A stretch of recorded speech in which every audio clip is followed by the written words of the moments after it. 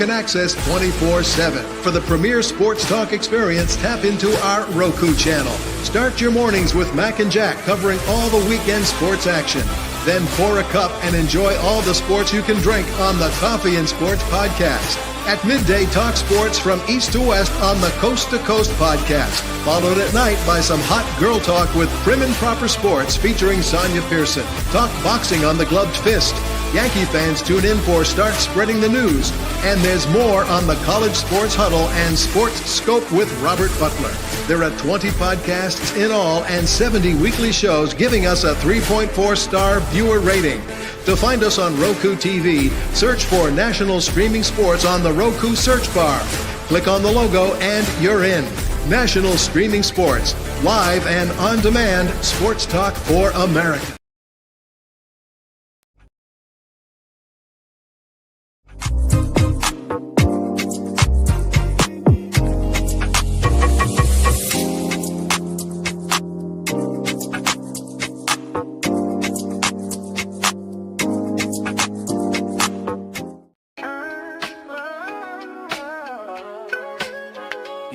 Yo, it's game time, ain't no messing around. Huddle Sports Network, the best in town. From NFL rumors to the latest trends, we got all your sports, just tune in, my friends. Catch us on Roku, Fire Stick, take your pick. Facebook, YouTube, where the action's slick. Daily shows that drop like a bomb. From 10 to 11, it's Ken and Ken, stay calm. Huddle up, catch the vibe, feel the rush. Get your news, get your fills in the clutch. Over 27 podcasts, we breaking it down. Join the team, Huddle Sports, wear the crown. Live every weekday, it's how we roll. Lions Talk with Jeremy B, we taking a stroll. From 11 to 12, don't miss a beat. We break down the game, make the info sweet. The Daily Huddle Podcast, noon to 1. CST Zone, we're just having fun. Toss your doubts, we bring the facts. Tune into the Huddle. Good morning and welcome once again to the Mac and Jack Show. I'm Sonja. Jack, good morning again. Hope you're doing well. You're doing well, Sonja. A couple of seasons. One came to an end yesterday in the NHL, and the NBA might be coming to an end tomorrow night. So I guess our focus is going to switch to baseball and, of course, our beloved NFL. Yep, absolutely. Congratulations to the Florida Panthers, who are the repeat champions. Last night they got it done. Just a massive story. Discussions already about where this team is going to start to mark a dynasty, Jack. Yeah, back-to-back cups, and you got to feel for the Edmonton Oilers and Connor McDavid, their great player. A lot of people, or some people at least, I should say, rate Connor McDavid as the second best Edmonton Oiler of all time, behind Wayne Gretzky. Some even put him ahead of Mark Messier, okay, as the greatest, Edmonton Oiler of all time. But he hasn't won a cup yet. They went to the finals the last couple of years. And, in a team sport, you can't judge a player too harshly if he hasn't won a championship. You could judge him maybe a little more in basketball, because a single player could maybe have a little more impact in basketball than they can in other sports. But no matter how great a hockey player is, he's got to be in the right situation. And there's two ways of looking at it, Sonja. You could look at it, well, without Connor McDavid, do the Edmonton Oilers go to the finals 2 years in a row?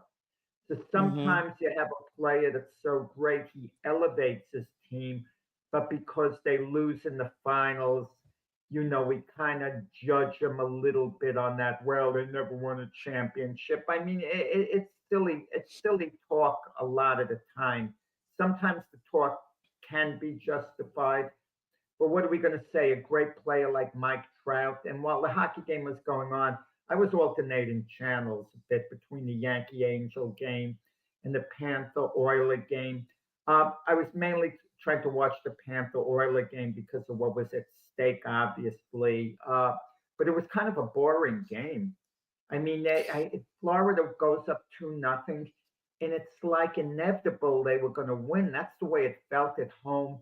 And the crowd's energy wasn't such that you'd think in Florida, the Sunrise Arena, that they were on the verge of repeating as Stanley Cup champions. you got the feeling it was, well, we've been here before. This is what we're supposed to do. And even though there was enthusiasm, there wasn't like that Times Square New Year's Eve celebration type atmosphere. I wasn't feeling that, at least watching on TV. Maybe it was a bit different in the arena. Yeah, I mean, it's just one of those things. I almost, when teams are like back to back to back to back to back, just whatever, it kind of almost seems like just a rite of passage. Like they're so used to it. It's like we've been here before, like you said, almost like a borderline between supposed to be here in a sense of entitlement, a little bit, Jack, in my opinion. I mean, I don't want to attribute any arrogance, but Conn Smith, of course, gets the winner as the MVP of the Stanley Cup playoffs. And there were some key performances with Matthew Tkachuk, for example. He reportedly played through a torn adductor muscle and a sports hernia injury, and he still played, Jack, in that game.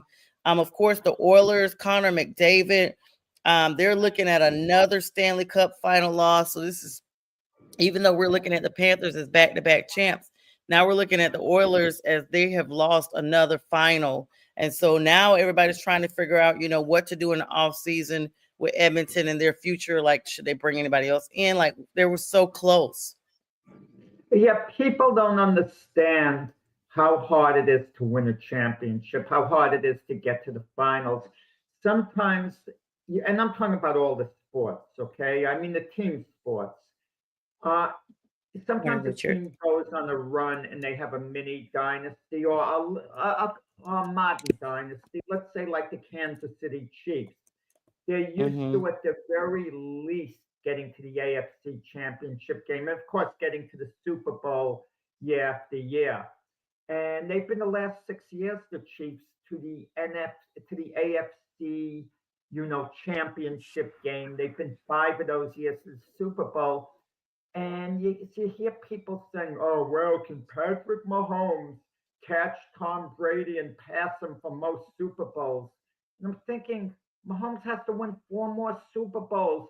It's so hard to just get to a Super Bowl one year, even if you don't win it. These people don't comprehend what the deal is, okay, as far as that goes. And for the Edmonton Oilers, they went to back finals. And it's easy to say, well, you'll get it right next year. Next year, you'll win the finals. It's so hard to get back to the same spot you were at before. And the best Yeah. the team can sometimes do, a championship team. Sometimes you have a lot of young, outstanding players, and you go on a run for maybe Mm-hmm. 5, 6 years where you're definitely in the mix. You get breaks that go your way, you get over the top, but it's so hard, especially in an unpredictable sport like hockey, to get back to the finals. And, a lot's with peaking too. You have to be really good at the end of the year, and you can't plan that out. You try to pace yourself out and play well during the regular season, and sometimes you kind of hit a wall at the end of the year, and there's an element of luck. The puck could bounce a certain way, but for Edmonton, I got to feel for a player like Connor McDavid. He's going to be judged in part when his career's over. Well, how many Stanley Cups did he win? And if the answer is none, people are going to kind of rate him the way we rate Dan Marino's quarterback of the. Mm-hmm. If Marino had a few Super Bowl victories on his belt, we'd probably be saying he's the greatest quarterback of all time. But I guess we judge on numbers. Tom Brady has 7, so we Mm-hmm. automatically put him ahead of Peyton Manning. No one puts Peyton Manning ahead of Tom Brady, actually, Mm-hmm. because of the amount of Super Bowls. They might say, well, Manning's as good as Brady. They're pretty even, but no one's going to put Manning ahead of him. Same thing, Joe Montana. He was acknowledged the greatest quarterback of all time when he retired. Then Brady got those Super Bowl wins. We tend to automatically, elevate Tom Brady to the top because of that. And And what's going to be Connor McDavid's fate? Are we going to be saying, we're not going to be saying he's the greatest of all time, even if he continues to play awesome for a decade more. We might say he's one of the best, but you need those championships, Sonia. In the eye of public opinion, you really do when they rate you, and it it's fair to an extent, but it's also unfair as well.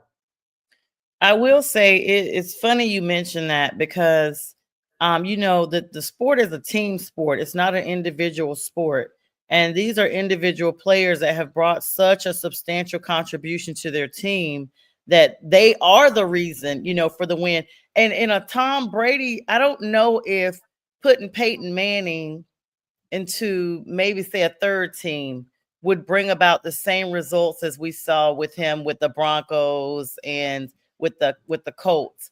But when you look at Tom Brady, 7 is just out. Like I don't know if we'll ever see anybody in this era with 7 individual rings, and not only with one team. He came to the NFC South and took a team that had been at the bottom of the division, Jack. The Tampa Bay Buccaneers had been at the bottom of the division, like number 4 for a few seasons. They were not competitive at all. They weren't one of these teams that was, almost on the cusp of becoming great. They were literally non-competitive at any point, even in the division. And so for him to come from a team and people wondered, was it the Belichick way? No, it was the Brady way, because he came, served a 4-game suspension from an incident with New England, served that suspension as a Tampa Bay Buccaneer quarterback, and still came back, Jack, and went to the Super Bowl and won. It was TB to TB. Tom Brady to Tampa Bay. He got Gronkowski. He got, of course, Antonio Brown, and just flourished. And he literally was the passion that, even though he's no longer in the league, he was that spark of fire that Tampa Bay needed, because they have remained competitive ever since. Not to the point of going to the Super Bowl, but as far as being super competitive in the division and in the NFC as a whole. So I think because of the championship, you cannot separate the two. But because, let's say Tom Brady had only won 2 rings, then we may not be attributing him as the greatest, no matter what the No, individual no, stats no. look like. It's all about the wins and losses at the end of the day. Well, he's went to 10 Super Bowls. So if you want Yeah. to judge his legacy, say he's went to 10 Super Bowls. I mean, that's phenomenal in And, itself. and But there's a really thin line. Patrick Mahomes has been to 5 Super Bowls. Had the Chiefs beaten the Eagles, they would be 4-1 in Super Bowls. And mhm. then we would be making very serious comparisons. Well, who's better? Brady, who was 7-3 at Super Bowls, Mahomes 4-1. And then we'd be saying, oh, well, if Mahomes could win 2, 3 more Super Bowls, like it's so easy. I mean, the odds are, if you're asking me now, whether Patrick Mahomes goes to another Super Bowl before his career is over, it might be no more than 50-50. Him just going to one more Super Bowl, because it's so hard to make it to a Super Bowl, but you go on a run of success, and you do something like that. And I mean, we can judge on when look at Will Chamberlain, for example. You want to look at his legacy, and for years I think, well, Chamberlain in his prime was arguably the greatest player of all time, and he still arguably is. I mean, he had one that amazing season where he averaged over 50 points a game, led the league in rebounding, assists, and the whole bit. But Chamberlain won 2 championships in his career, which is good. But he wasn't a closer. There were so many times where his team didn't close out series and didn't do better than they should have. And it's hard to imagine a Michael Jordan led team, a Bill Russell led team. Those guys were closers. Wilt wasn't a closer. That's why Yeah. his team didn't quite have the success they should have had, even though, as said, he won a couple of championships, so that's good. So you can argue he was a winner in that sense, just not a winner compared to, the greats like Russell, and Jordan. Yeah, definitely not that. I mean, that's like we said, you have to have, but I don't know, Jack. Wilt Chamberlain kind of stands in his own right. Like some players are just so good, they still are like you could kind of judge them a little separately if you kind of agree. Like you still, when you're talking about greats of basketball, yeah, of course, Jordan, LeBron, Kobe, Shaq, all the leaders that people spoke about. But like Wilt Chamberlain, Magic Johnson, Larry Bird, they were all greats within their own. Like it's almost like I don't know how to really explain it, but it's like you can't not give them those props. Well, everyone gives them that props to all the great players, but I'm just saying we tend to want to argue who are the greatest players of Yeah, all time. they. And it comes down at the end when someone wants to make an argument, they talk about championships. I mean, you talk about Hmm. Derek Jeter. Now, he's not one of the all time great players, don't get me wrong, but he's acknowledged, he's elevated tremendously because the Yankees won. They had that run where they won 4 World Series in 5 years. So the Jeter mystique grew, and he was a great player. Don't get me wrong, but if Jeter played for, let's say, the Milwaukee Brewers and they never won a championship, even though Jeter is sixth on the all time hit list, okay, we wouldn't be looking at him quite the same way. That's the point. And listen, there were a couple of all time great players, Mike Trout and Ken Griffey Jr. Neither of them have ever won a championship. But if I was to, but if I was to tell you that Mike Trout was is the greatest outfielder of all time, let's not talk about Babe Ruth, okay? Because his accomplishments kind of win a league of itself during his era. But if I was to say to you, well, Mike Trout is better than Willie Mays, in my opinion, you wouldn't laugh at me. You wouldn't say that's ridiculous. You just say, I disagree that Willie, I think, was better, but Trout was great. But give Trout 5 world championships. Let's say he was on 5 world championships, teams playing the way he did. All of a sudden, it would make a much great argument.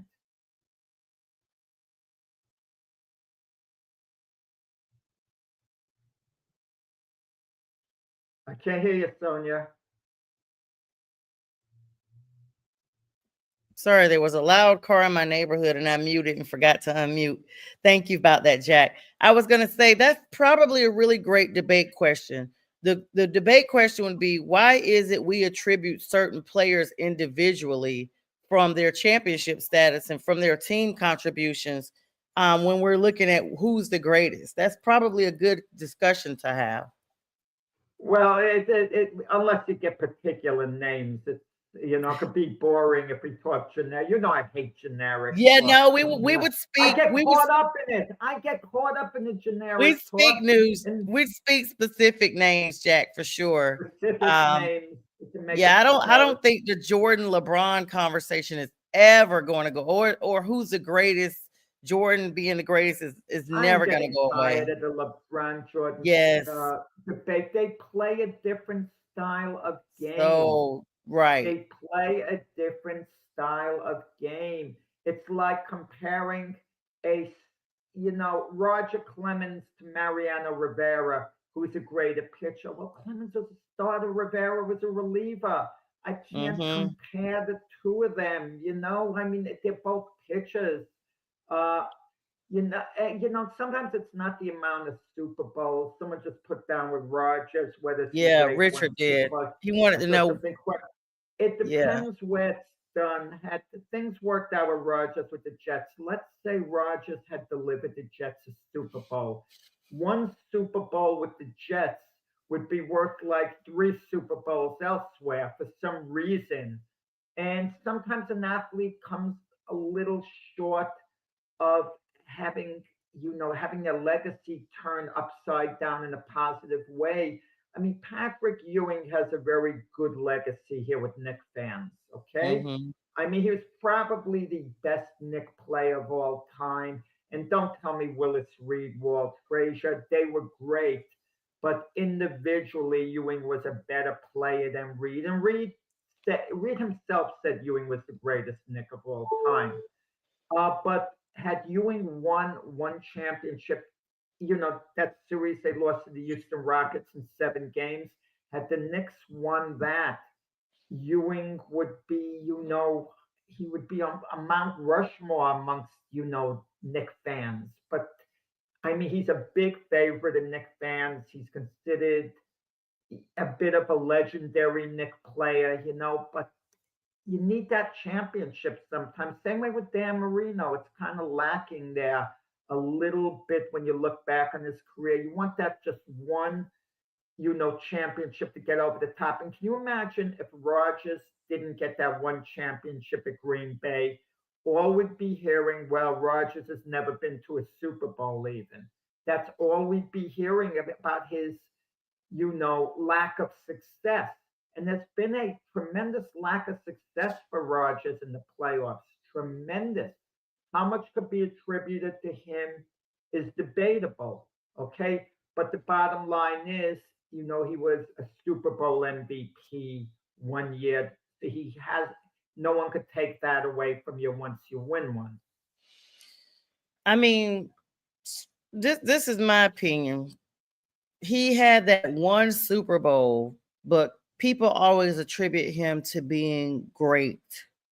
It's kind of like I don't understand it in a sense because you won't do the same for Peyton Manning as far as attributing him on the same level as Tom Brady. And I think we kind of put Tom in a total different category of rating. I don't think it's just wins, losses, stats, all the stuff that quarterbacks have.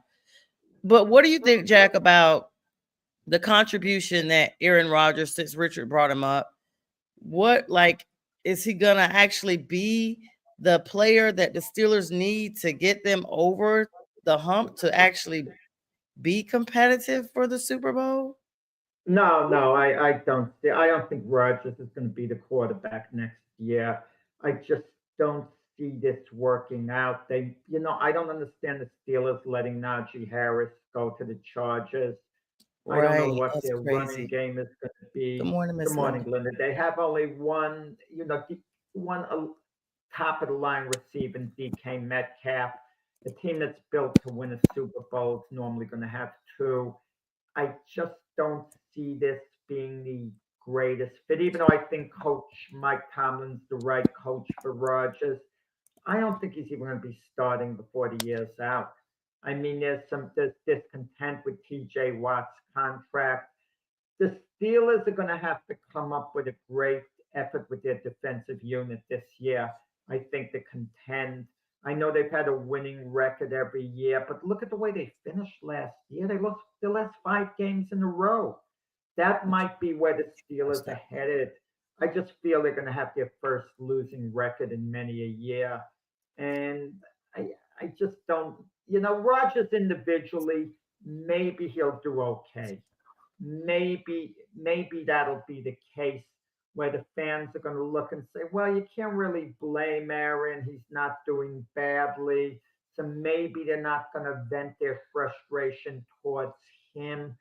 But I think if the Steelers have a bit of a down year, I think the frustration of the Steeler Nation is going to be directed more at Coach Mike Tomlin, which is a shame because of all the winning seasons he's had year after year.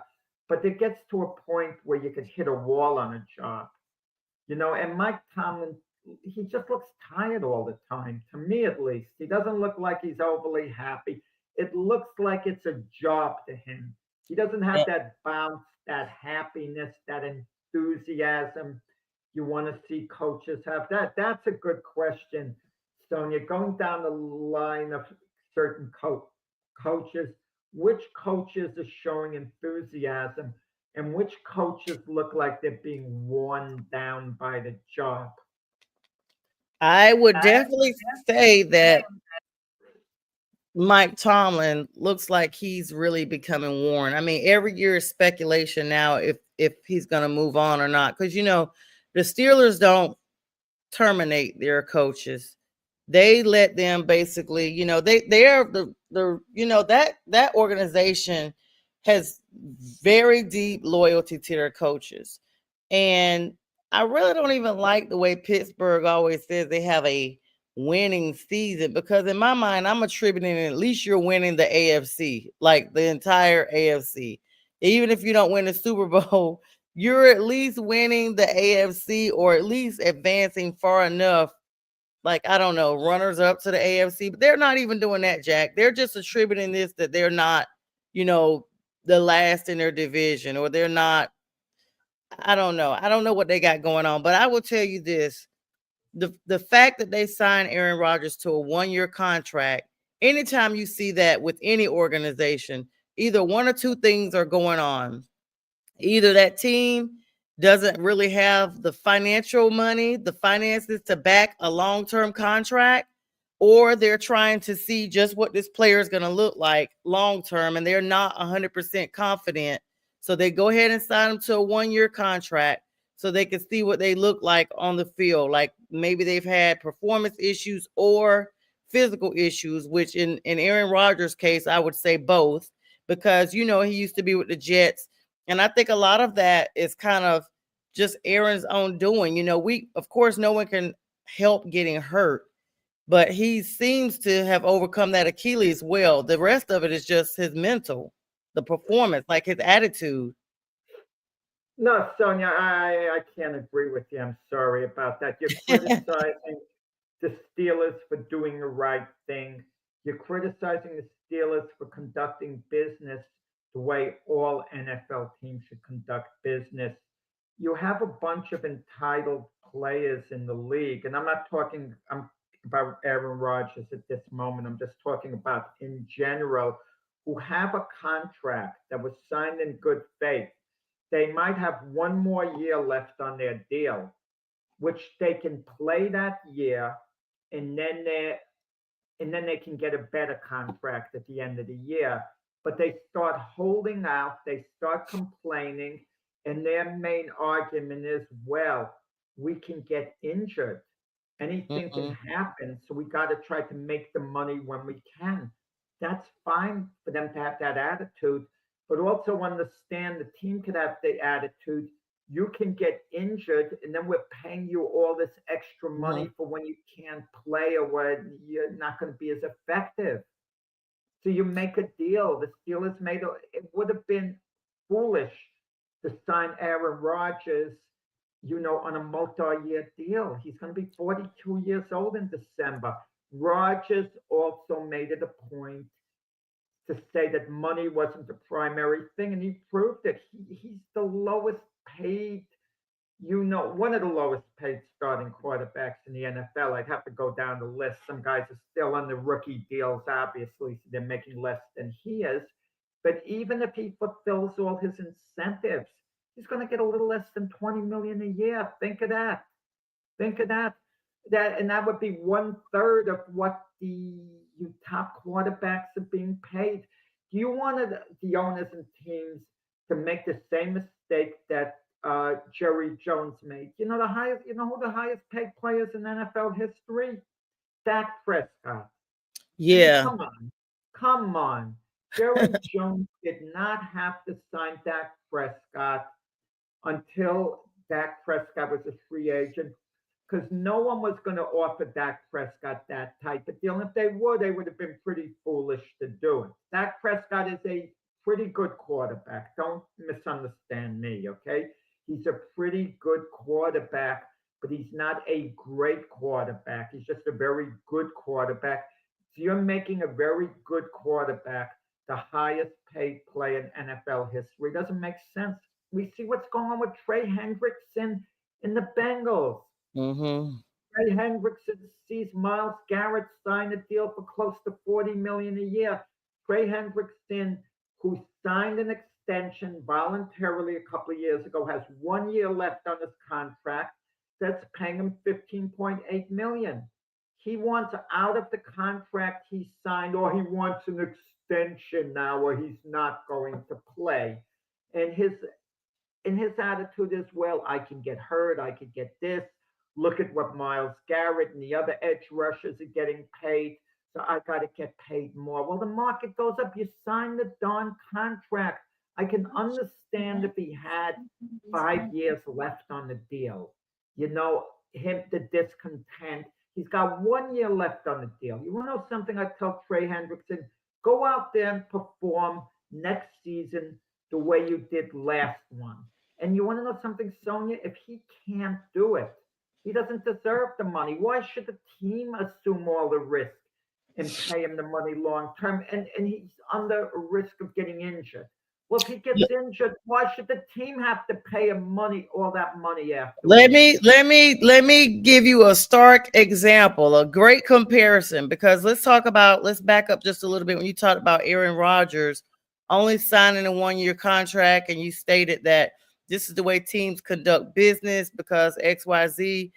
I think that teams are trying to conduct business like that now, but they have not always been. The prime example that everybody in the NFL league has talked about is the Atlanta Falcons with Kirk Cousins.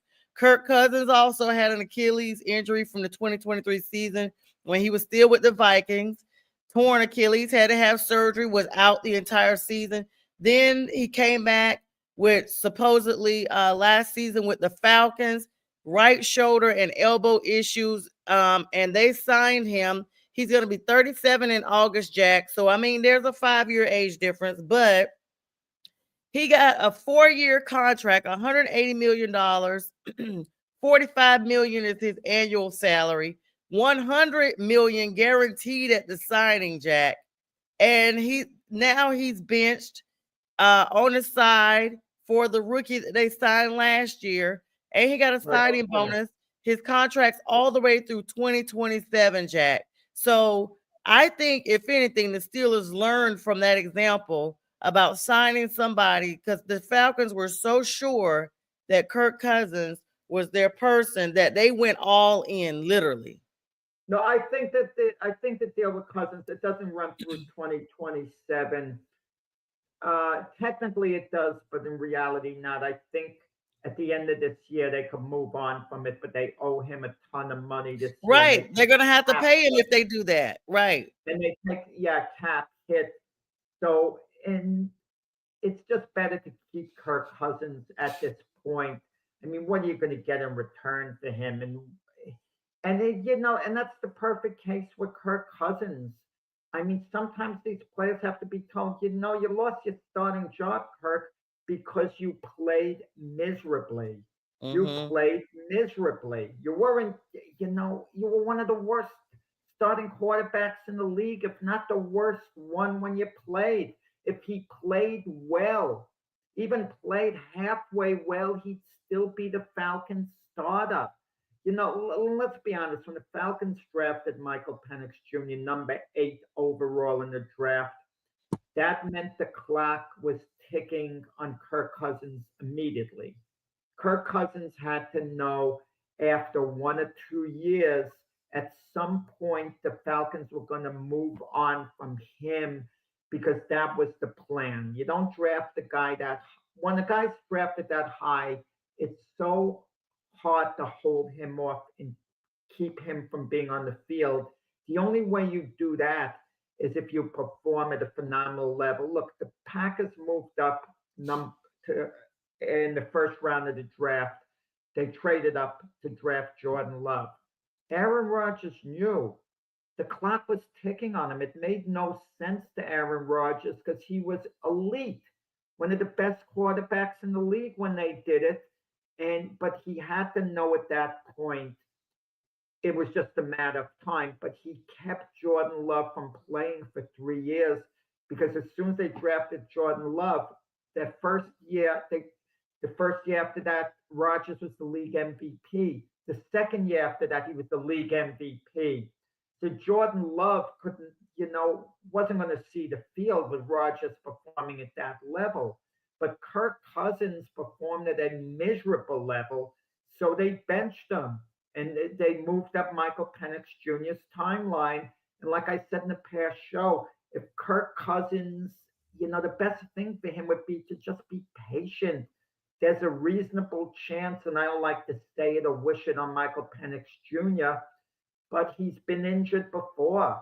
Yeah. Chances are Kirk Cousins would get an opportunity to see the field at some point this year and a chance to prove himself. He's not a starter in the league anymore, Sonja. I mean, what team would want to start Kirk Cousins? There's not one team out there I could see where it would be beneficial to them to start Kirk Cousins. Name one. Name one, Sonja. I mean, I could help you out a little. You might say the Maybe. New Orleans Saints, but no, they drafted a quarterback number 40 overall, and they have Spencer Rattler. Why would they want to be tied down with Kirk Cousins? I mean, now that the draft is over with, but before the draft, I would have said the Titans could have used him down there with Will Levis, but now they got Cam Ward. Before the draft. Before the draft. But the Titans knew they were drafting Cam Ward, so why would they have gotten Kirk Cousins? That's why I said before they knew, before Cam even came into talks about being drafted. Let's take it all the way back to a year ago. He would have done better in Tennessee probably than he would have done in Atlanta, is my opinion. Will Levis was the starter. Yeah, and they wanted to see what they had in Will Levis. And listen, they would have had to pay big money to Titans, to Kirk Cousins. He would have been overpaid. He would not have performed with Tennessee. He would not have performed. I mean, the reality is that Kirk Cousins right now, the best position for him would be as a very capable backup. That in reality, that would be the best position, a very capable backup. What would you say the average age is for an elite quarterback? Like the median age, like what age would they not be considered? Because I noticed there's a trend in the NFL. A lot of quarterbacks are trying to push this 40-year-old narrative and then some, because they look at Tom Brady and they feel like, okay, every quarterback thinks that they could be as close to what Tom is. But I just remember it being a time that we didn't see 40-year-old quarterbacks on a regular basis, Jack. Well, that was one of the issues with Bill Belichick, Tom Brady, Robert Kraft. Finally, Robert Kraft had to give in to Bill Belichick, and the Patriots moved on from Tom Brady. Even though Brady could have stayed and probably still started, Belichick did his study of quarterbacks, and he said when they all got to be around Brady's age, they faded, they this, they that. Mm-hmm. And it didn't prove out to be the case with Tom Brady. Like you said earlier, he went to Tampa Bay, they won a Super Bowl. It's the individual. I mean, it depends on the position, Sonja. If you take a wide receiver, the older he gets, he's going to lose some speed a little bit. He's going to lose a little mobility, so it's going to affect certain wide receivers, a lot more than the others. Certain running backs, how quick they cut, that's why you don't see running backs lasting till the late 30s. A lot of wide receivers, they lose something by then. Quarterbacks can maybe keep it together a little more. Offensive linemen can maybe keep it together a little more. It depends on the position, but more importantly, it really depends on the individual. Yeah, and then like you said, with all these contract holdouts, I don't know. I remember there was a season or two ago when it just looked like there was an implosion of just money, Jack, just being thrown around to all these quarterbacks who had not proven themselves. Trevor Lawrence was highest paid. Then you got Dak. I mean, and then these players, this is what they do, Jack. This is a good example about what you talked about. They get these big contracts and then they get this injury that takes them out for the season. It happened in both cases with Trevor and with Dak Prescott. They wanted these big contracts and now they're on the sidelines collecting money. Yeah, we're beating this to no end, and I kind of set it off. To my apologies. I hate generic talk because I know as a viewer, I'm turning the channel. I'm turning the channel on us, Sonia. I'm not listening to us anymore because if I'm getting bored listening to myself talk, then I can just imagine Well, Jack, you someone talk else a out there. lot, We so got the it's NBA. We probably got easy the for you to get NBA. bored. Let's talk about the Tyrese Halliburton has apparently been playing through some pain, not 100% and all. Had an MRI on yesterday for a strained right calf. It's a game-to-game decision, but this series is almost wrapped up anyway. Thunder getting it done, even under a tornado warning at Oklahoma Stadium the other day when they played.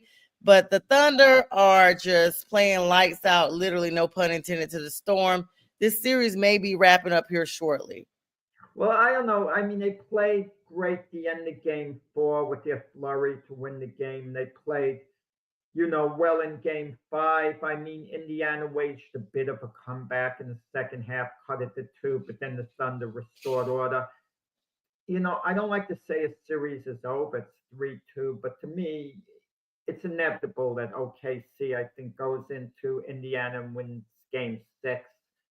But with that said, I mean, if Indiana's mindset is right and they get to, they couldn't force a game 7, of course. And, mixed feelings on Halliburton. I mean, he's the compelling personality here. He's a little bit overrated, Sonia. I don't like saying it. He's a heck of a good player. With that said, but we're making him out to be like he's on a level of Steph Curry or something like that, or Reggie Miller. Let me go a step further. We're comparing him to Reggie Miller, who's the greatest pace of all time. He's not quite as good as Reggie Miller. There's nothing to apologize as far as that goes.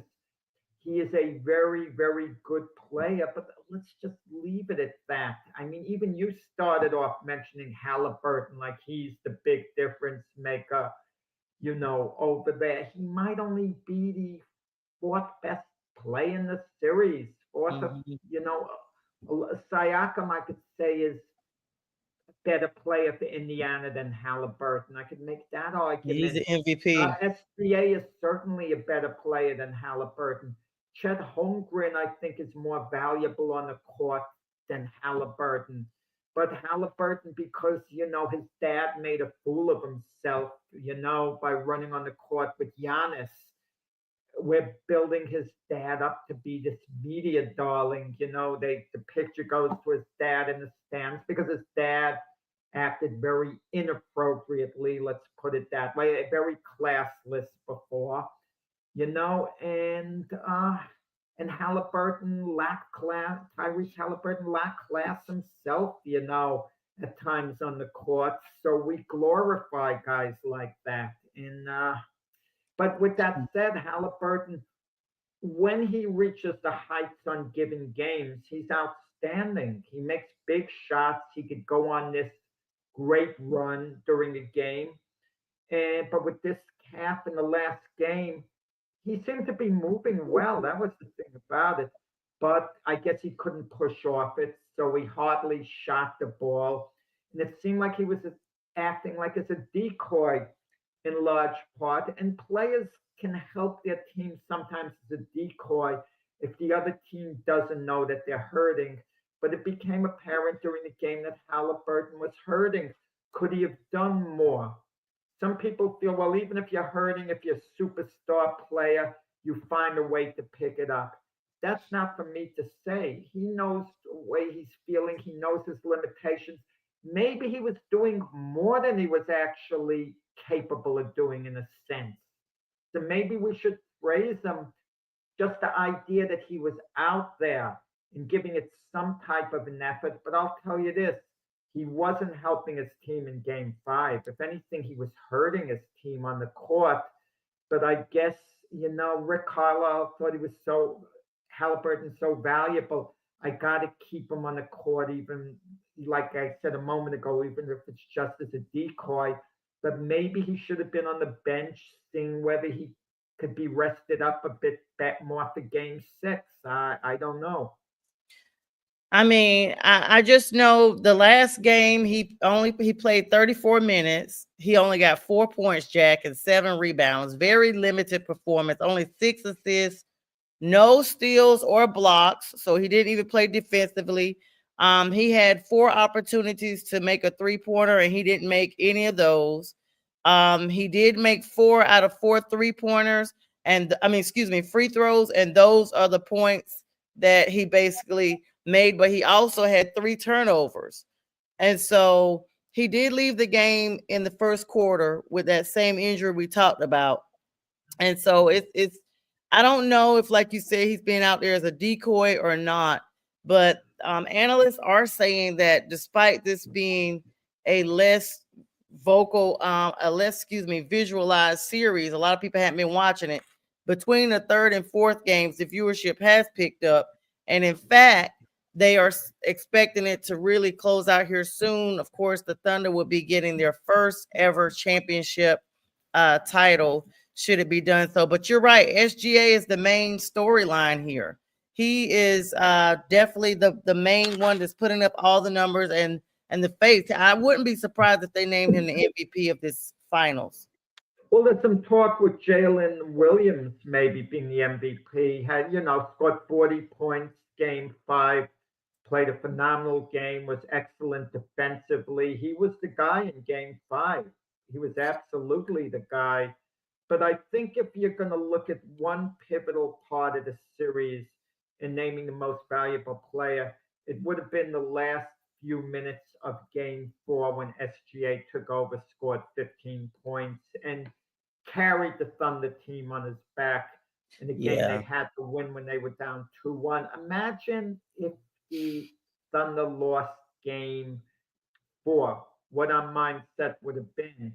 We'd be going back to Indiana with the Pacers up 3-2, and the talk would be the Pacers better close this game out, game 6, so they don't go back to OKC for a final game 7. But the Pacers would be one game away from winning the NBA title. So the whole mindset's different. And now OKC knows even if they somehow lose game 6, even though they anticipate winning that game, they have the cushion of the game 7 at home. And that's got to be on Indiana's mind. We can win game 6. Now we got to go to Indiana game 7. Do they think they can win? Yeah, I believe they're going to think that they can win, but there's a difference, Sonia, between thinking you can win and thinking you will win. And Indiana no longer thinks they will win. When they were up 2-1, they thought, I could assure you, and I know I'm talking for them, that they thought we will win. Now they're thinking, well, we can still win. There's a big difference in that mindset.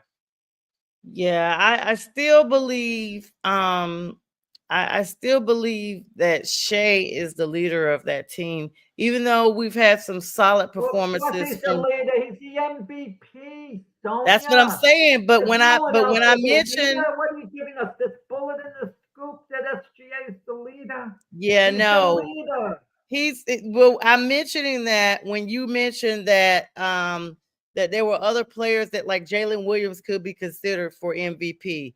That was my point of bringing that up. He's the leader, and he's not only the leader of the team, but he's the leader to basically be the MVP because he's won it before, and he's performed solidly throughout all the playoffs, not just 1 or 2 games. Or it's been even before they got to the finals, Jack. Well, there's something to be said about legacy in the minds of people who get these awards. And look, last year when the Celtics won the NBA title, Brown got the Finals MVP over Jason Tatum. And something, maybe annoys you a little about that because Jason Tatum is the better of the two, the better player. Another example, Steph Curry has won Finals MVP and he got it in his last series, his fourth one. Hmm. And could it have bothered Steph Curry that people get petty, Sonia? People get very petty, especially the Stephen A. Smiths of the world. And I'm a Stephen A. Smith fan, but he's very petty. He really is. He would point out if he ever wants to make an argument against Steph Curry, well, Steph never won a finals MVP, you know, and because Steph was the ultimate team player. You know, so you kind of wonder in this series if Jalen Williams gets the MVP over SGA, and it's still to be determined because if Jalen Williams has the type of game tomorrow night that he had in Game 5, another absolutely outstanding game, and SGA is just so. Jalen Williams could conceivably win it. He'd have a reasonable chance of winning it. And then what are we going to say? But of course, SGA was the league MVP during the regular season. So that could always be pointed, out as well. And, let me ask you, are we going to sleep on Indiana? Is it right to count them out the way we seem to be doing now? Because my mindset is it's going to be over tomorrow night. Well, I kind of agree with J Train. He predicted 7 games. I think Indiana will come back tonight and try to win it. It's been a back and forth tug of war. Tonight. And I think that these games, I think they're gonna go all the way down to the wire, Jack. I think like just when you could count them out or people go to sleep on them, that's when they just show up and just really, really act like they want to be there. I think they have to be consistent in that type of play because if they don't, it is over. It's a win or go home, literally from this point on. They have to win to keep from going home before the last buzzer.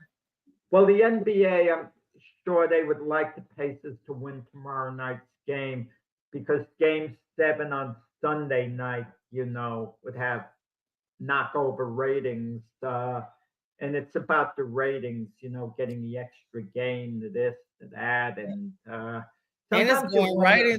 right into the draft. It literally if there's a game 7, of course the NBA draft coming up June 25th, 26th, along with NHL draft also that same week. These teams mirror their schedules, Jack, both with the playoffs, both with the drafts, everything.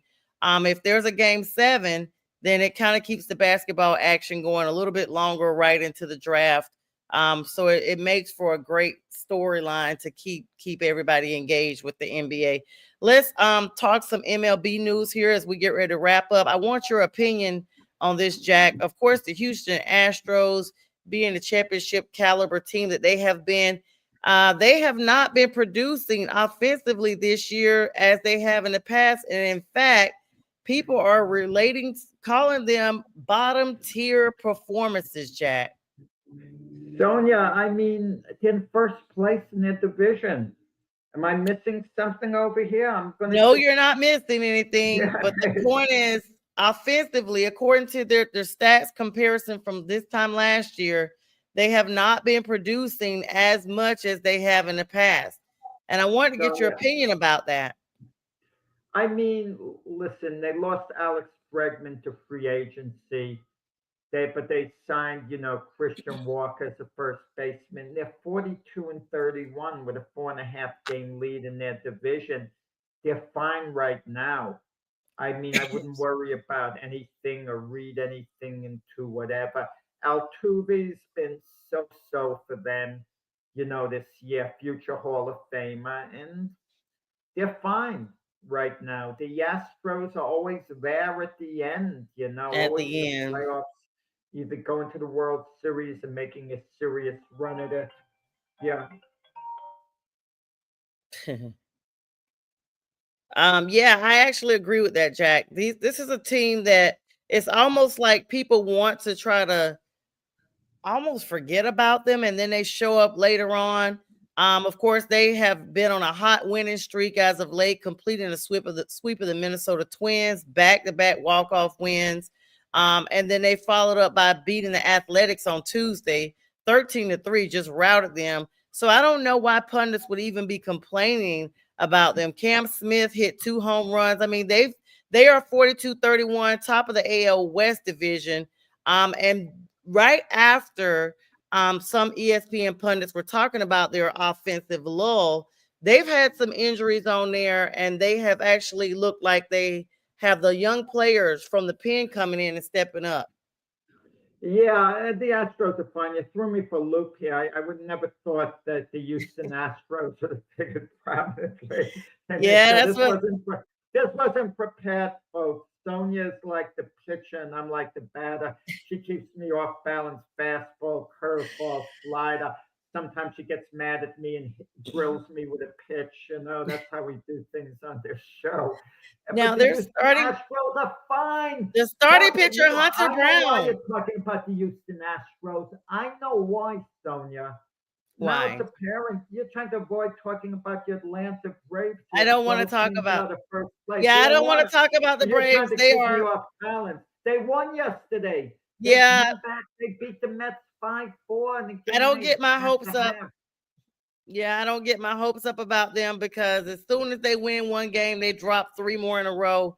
And Sunday's Father's Day route here in Atlanta against the Rockies was I have no words. I just was so shocked about that outcome. The freaking Rockies. What did the Rockies do? Yesterday I think the Rockies tied a team record. They had like 7 homers in a Yeah. game. I think they tied a franchise record. But the Braves, look, they had 7 games with the Mets coming up. That was the first of them yesterday. They were down 4-1, came back 1-5-4. You got to start somewhere. You're not going to make up a lot of games at once normally. They're playing today at 7:15. So, and Right. tomorrow it's a You series. kind of have to chip away. I mean, look what's even happening in the AL East. My Yankees have lost 5 games in a row. They haven't scored a run in a week and a half. I'm exaggerating, but not by that much. What, like the last 3 games, have they scored even? They got shut out by the Angels last night. The night before that, they lose 1-0 in 11 innings. What a Can't boring score game. any- 1 Oh, to 11 innings is But all of a sudden, teams that were far behind them, who they could have buried, gently come back into Good morning, contention. Brent. Even a team that's far back, like the So true. Baltimore Orioles, they're like 11 games back. If the Orioles could just keep chipping away, they could be in contention, come September, the last month of the season. Red Sox are only 5.5 games behind them. Even, with making the Rafael Devers trade, they haven't given up on the season. Yeah, it's the time of year that I'm going to mentally check out. Brent says, unfortunately, the Braves are looking like the Tigers of yesteryear. Yeah, No, Tigers ain't no winners. Tigers are fine. Tigers are a team I picked to go to the World Series, lose to the Dodgers in the World Series. Yeah, he said of yesteryear. Yesteryear, they had some good seasons in yesteryear. I mean, come on, they went to the World Series a couple of times this century. What was it, in 2006 and was it 2012? I'm not sure about the last year.